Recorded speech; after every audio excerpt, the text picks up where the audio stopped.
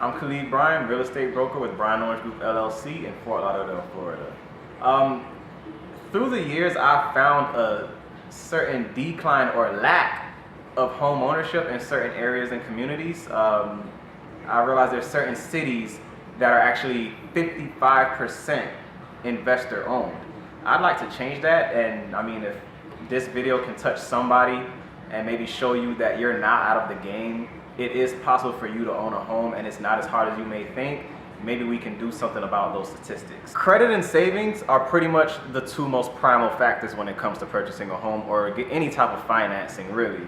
A low credit score could either mean a flat out denial or maybe even an unfavorable or super high interest rate. So you definitely want to make sure you're checking your score no matter when you plan to purchase. Even if you want to purchase next year, next month, or in the next 10 years, know your score and take care of it and guard it with everything. Outside of credit, you definitely want to make sure your debts are handled. Don't just let things go to collection. If you owe it, pay it, call them, see if you can work something out.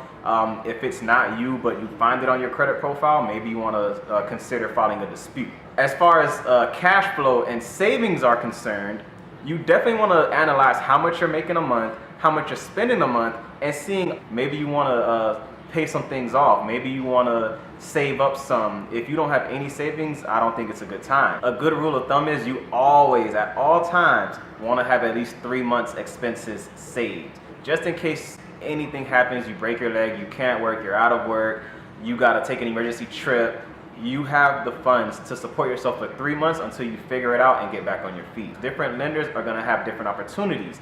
Some lenders may approve one person and then another one would deny the same because there's different variables they look at. So sit down with, say, 2 to 3 lenders, and from there, you'll be able to have a clear understanding of where you stand.